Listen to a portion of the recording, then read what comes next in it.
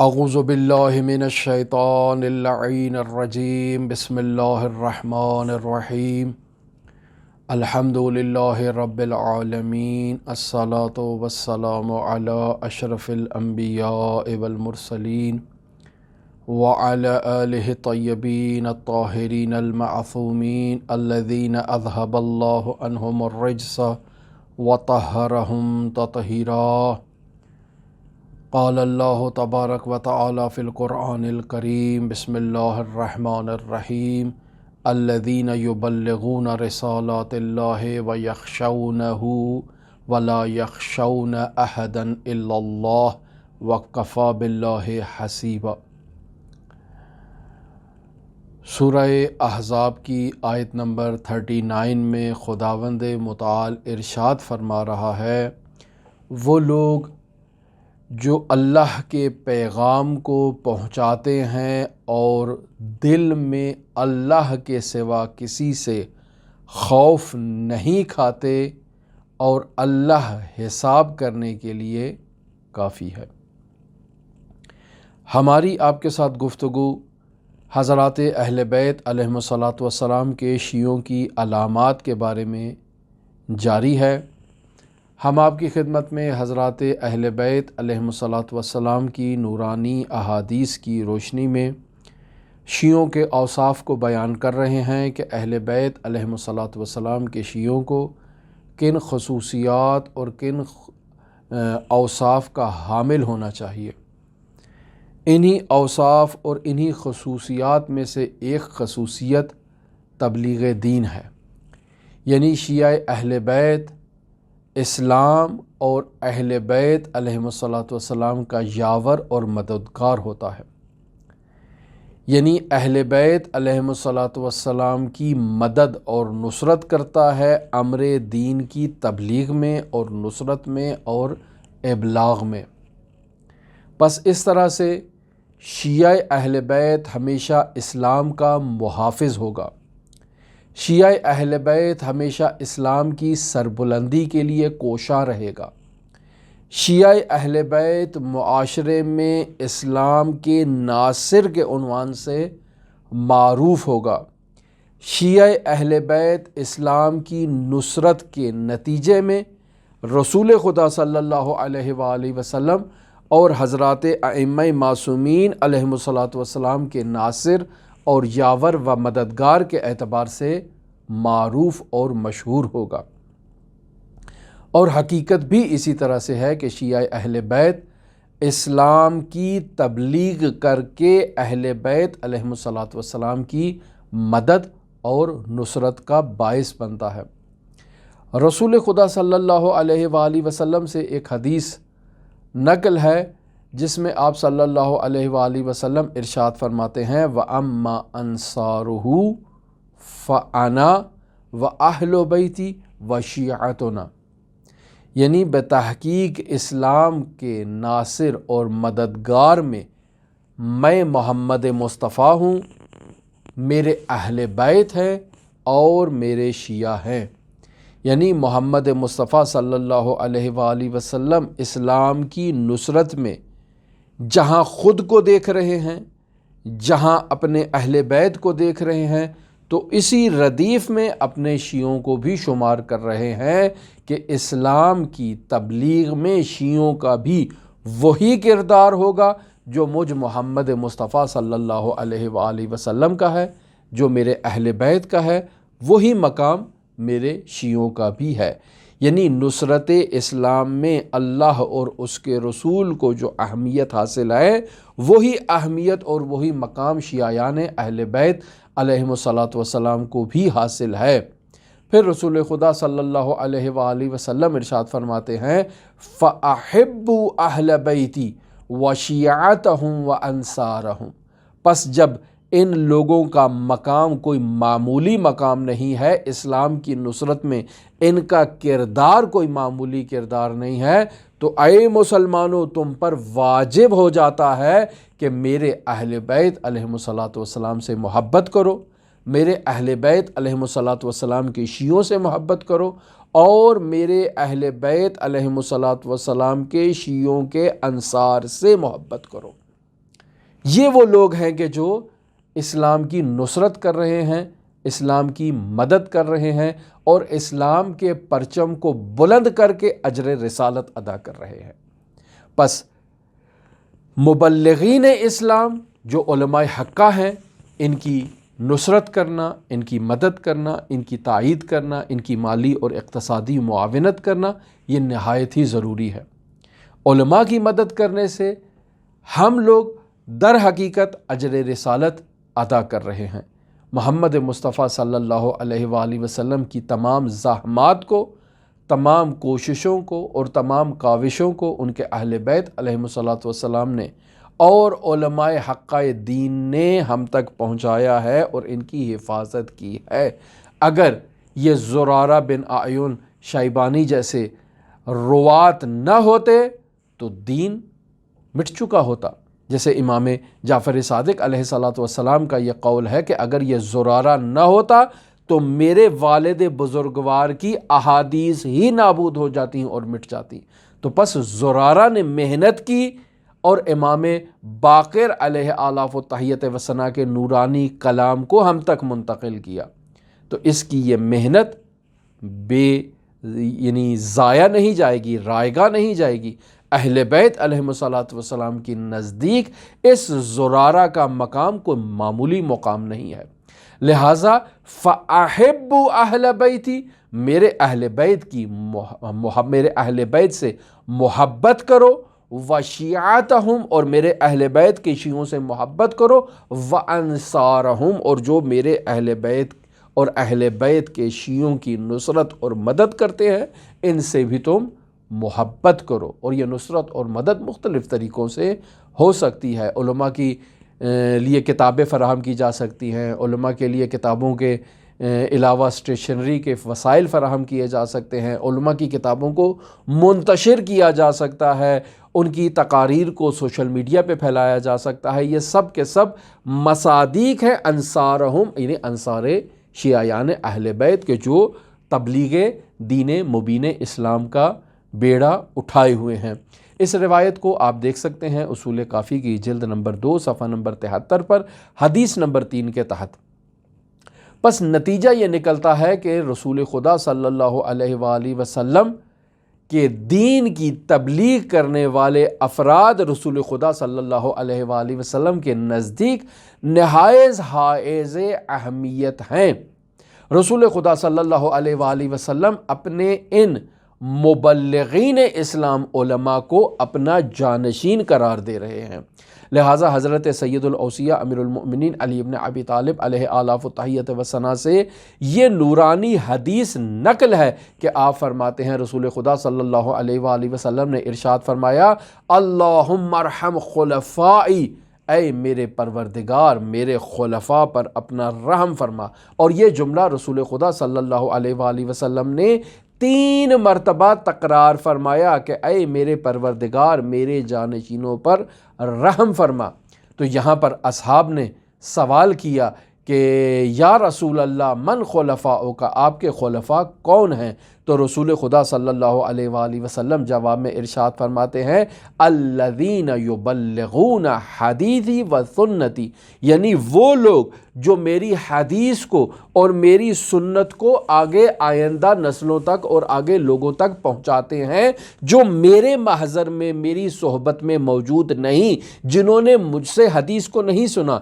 جنہوں نے مجھ سے سنت کو نہیں دیکھا، ان لوگوں تک میری حدیث اور میری سنت کو پہنچانے والے میرے خلفاء ہیں۔ پھر اس کے بعد رسول خدا صلی اللہ علیہ وآلہ وسلم ارشاد فرماتے ہیں ثم یعلمونہا امتی، یعنی یہ میری حدیث میری سنت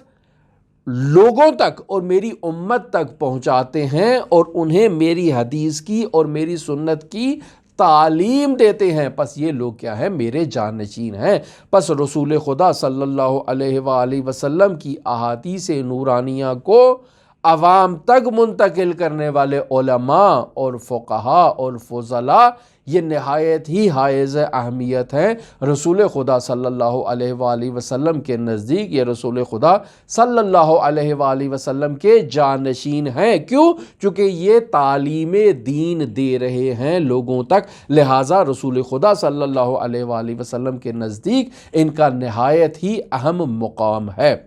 پھر یہی دین کی تعلیم دینا، دوسروں تک دین پہنچانا، دوسروں کو نصیحت کرنا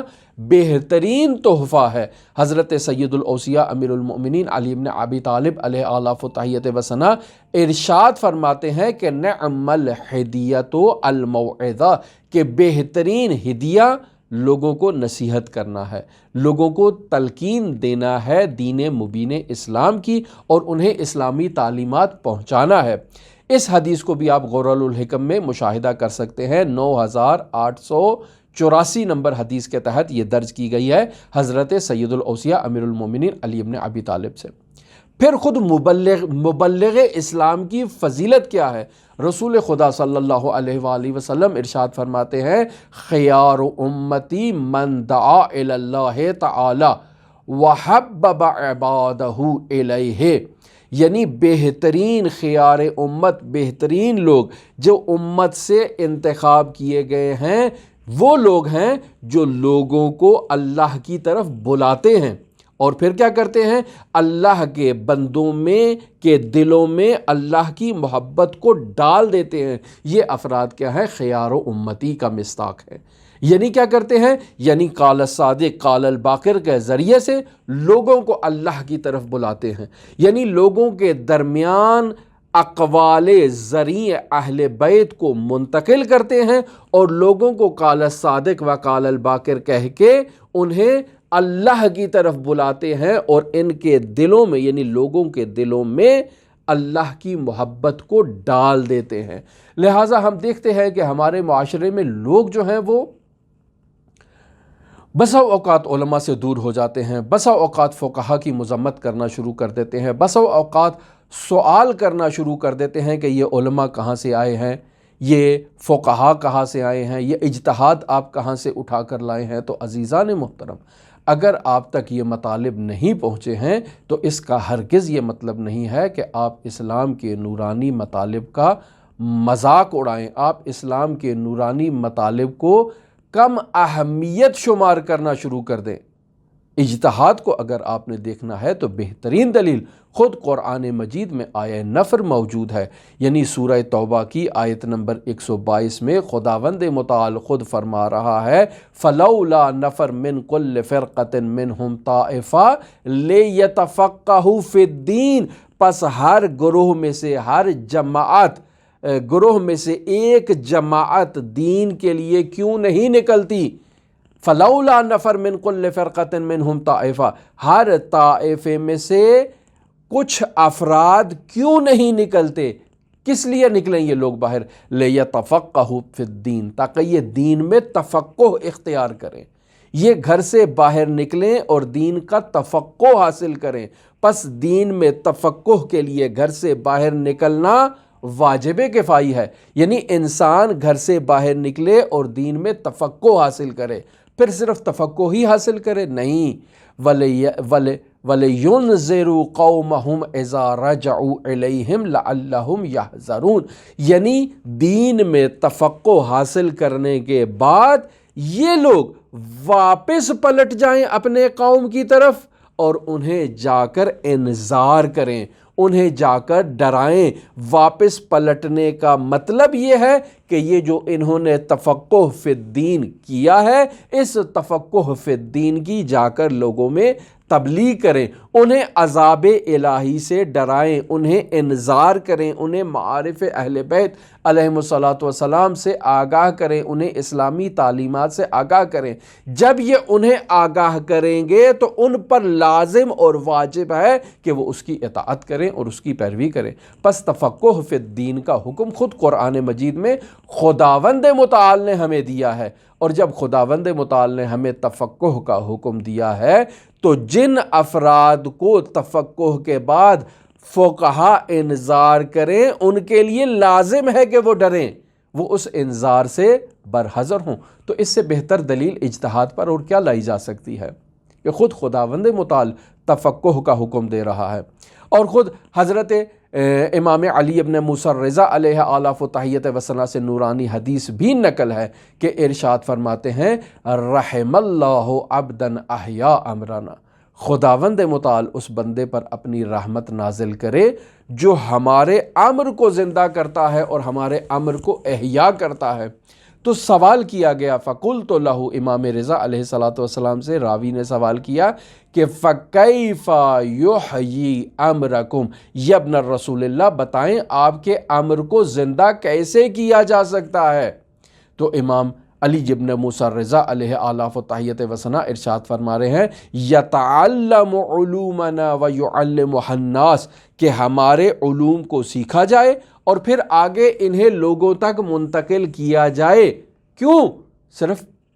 سیکھنا اور منتقل کرنا ہی نہیں، فَإِنَّ النَّاسَ لَوْ عَلِمُوا مَحَاسِنَ كَلَامِنَا لَاتَّبَعُونَا، بے شک اگر لوگوں کو ہمارے کلام کے محاسن کا علم ہو جائے تو وہ خود بخود ہمارے پیروکار ہو جائیں گے، خود بخود وہ صادق آل محمد کی طرف کھنچے چلے آئیں گے اور صادق آل محمد کے شیعوں کی صف میں شامل ہو جائیں گے۔ پس دین مبین اسلام کی تبلیغ کرنا حضرت رسول خدا صلی اللہ علیہ وآلہ وسلم کی نصرت کا مصداق ہے، حضرات ائمہ معصومین علیہم السلام کی نصرت کا مصداق ہے۔ اور جو شخص دین مبین اسلام سیکھ لیتا ہے اور اسے وہ دوسروں تک منتقل نہیں کرتا، ابلاغ نہیں کرتا، ارشاد نہیں کرتا، معارف کو نہیں پھیلاتا، رسول خدا صلی اللہ علیہ وآلہ وسلم نے ایسے شخص کی مذمت کی ہے اور ارشاد فرمایا ہے من قتم علما مما ينفعه اللہ بہ فی امر الناس یا فی امر الدین، یعنی وہ شخص کہ جو علم تو حاصل کر لیتا ہے لیکن اس علم کو چھپاتا ہے۔ کون سے علم کو؟ اس علم کو چھپاتا ہے جس کے ذریعے سے لوگوں کی دینی اور دنیاوی معاملات میں مدد ہوتی ہے، یعنی یہ علم لوگوں کے دین کے لیے بھی مفید ہے، لوگوں کی دنیا کے لیے بھی مفید ہے، اور عالم اس دین کو لوگوں تک نہیں پہنچا رہا، اس علم کو لوگوں تک نہیں پہنچا رہا تو قیامت کے دن اللہ کیا کرے گا؟ الجمعہ اللہ یوم القیامہ بلجام من النار، یعنی اللہ تبارک و تعالی اس کے منہ پر ایک آگ کی لگام ڈال دے گا کہ اس نے دنیا میں اپنی زبان کو بند رکھا ہے تو اب اس لگام کے ذریعے سے بھی اس کی زبان بند ہی رہے، کیونکہ اس نے لوگوں کو نفع پہنچانے والے دین کو لوگوں تک منتقل نہیں کیا۔ تو عزیزان محترم، حضرات اہل بیت علیہم السلام کی شیعہ کی ایک بارز خصوصیت یہ ہے کہ وہ جہاں بھی بیٹھتا ہے اہل بیت کے پیغام کو پہنچاتا ہے، یعنی محرم اور سفر تو بہترین وہ ایام ہیں کہ جن ایام میں اسلام کو زندہ رکھا جاتا ہے تبلیغ اہل بیت کے ذریعے سے، اور الحمدللہ آج کل سوشل میڈیا ایک بہترین ذریعہ ہے کہ جس کے ذریعے سے اہل بیت علیہم السلام کے پیغام کو تمام نسلوں تک اور تمام امت تک اور تمام لوگوں تک کہ جو اہل بیت کے دروازے تک پہنچنے میں کسی بھی وجہ سے محروم رہ چکے ہیں، ان تک اہل بیت کا پیغام پہنچایا جائے۔ فَإِنَّ النَّاسَ لَوْ عَلِمُوا مَحَاسِنَ كَلَامِنَا لَاتَّبَعُونَا، یعنی لوگوں کو اگر اہل بیت کے کلام کی خوبصورتی کا علم ہو جائے تو وہ خود بخود اہل بیت کی طرف کھنچے چلے آئیں گے۔ پس علماء کی ذمہ داری ہے کہ وہ لوگوں کو محاسن کلام اہل بیت سے آگاہ کریں اور لوگوں کو بتائیں کہ قال الصادق کیا ہے، قال الباقر کیا ہے، قال علی ابن موسیٰ الرضا کیا ہے، قال موسیٰ القاظم علیہ السلام کیا ہے، یعنی اہل بیت علیہ السلام کے نورانی کلام کو لوگوں تک منتقل کرنا علماء کی ذمہ داری ہے۔ علماء منتقل کریں تو آگے عوام کی ذمہ داری یہ بنتی ہے کہ وہ علماء کا ساتھ دیں، علماء کی گفتگو کو سنیں، علماء کی گفتگو کے انتشار اور نشر و اشاعت کا اہتمام فراہم کریں، علماء کی کتابوں کی نشر و اشاعت کا اہتمام کریں، علماء کی گفتگو کو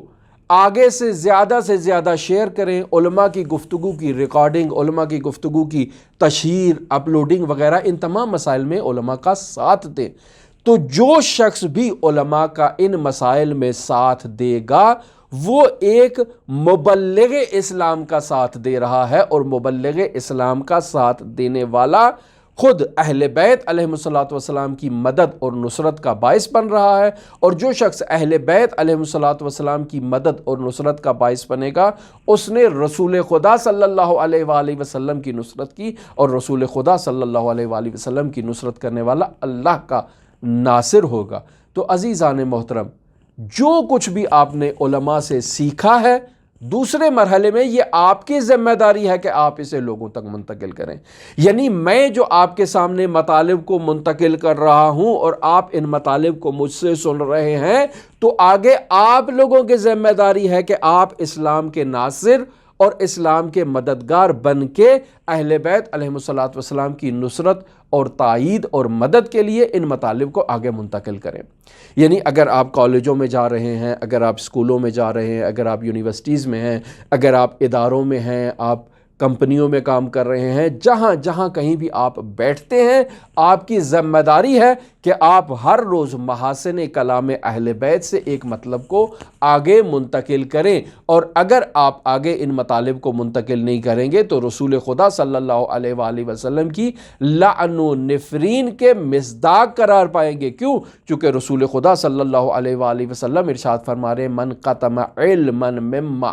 ینفعہ اللہ فی امر الدین یا فی امر الناس،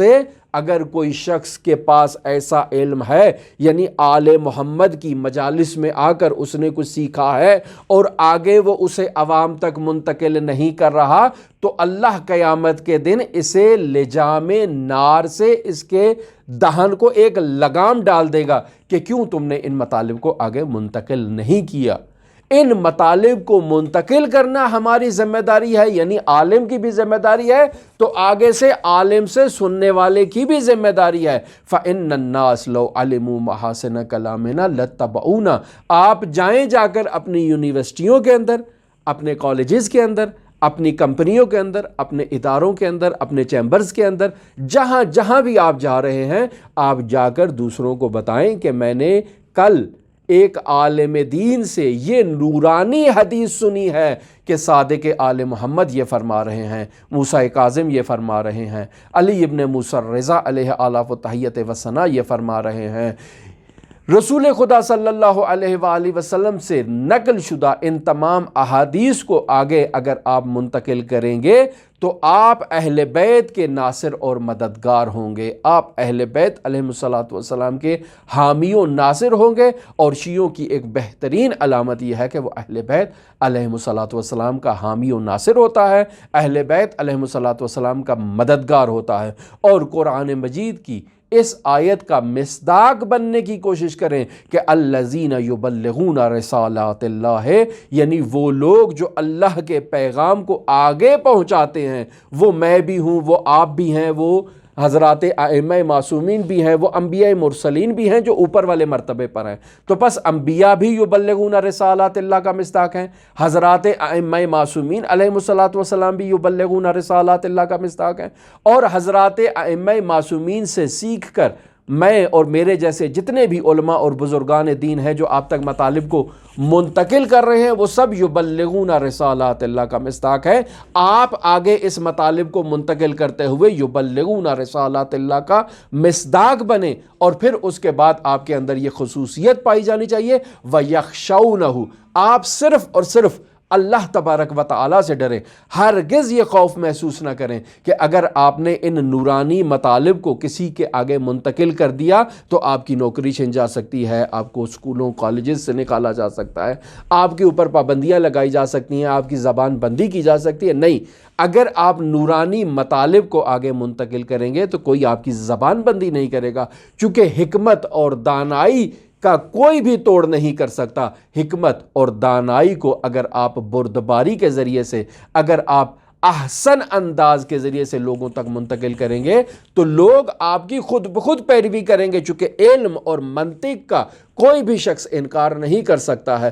2+2=4 کا کوئی بھی عاقل اور ذی شعور انسان انکار نہیں کر سکتا ہے۔ اور حضرات اہل بیت علیہ السلام کے نورانی مطالب کو منتقل کرنا گویا کہ انہی منطقی اور اصولی قوانین کو آگے منتقل کرنا ہے جن سے لوگ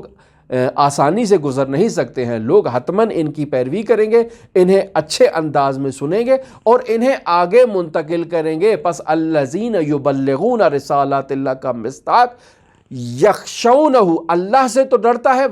ولا یخشون احدا، اور کسی دوسرے سے وہ خوف محسوس نہیں کرتا، وکفیٰ باللہ حسیبا، اور اللہ تبارک و تعالیٰ کی ذات ہی اس کے لیے کافی ہے۔ اور خداوند متعال سے ہماری دعا ہے کہ خداوند متعال ہمیں اہل بیت علیہ السلام کا حقیقی معنی میں یاور اور مددگار قرار دے، تاکہ ہم اسلام کی نصرت اور سربلندی کے لیے اسی طرح سے قال الصادق و قال الباقر کے اقوال کو لوگوں تک منتقل کریں، اور حضرت علی بن موسیٰ الرضا علیہ آلاف و تحیت و ثنا کی اس نورانی حدیث جس میں آپ نے فرمایا رحم اللہ عبدا احیا لنا کا ہم مصداق بن سکیں، اور حضرت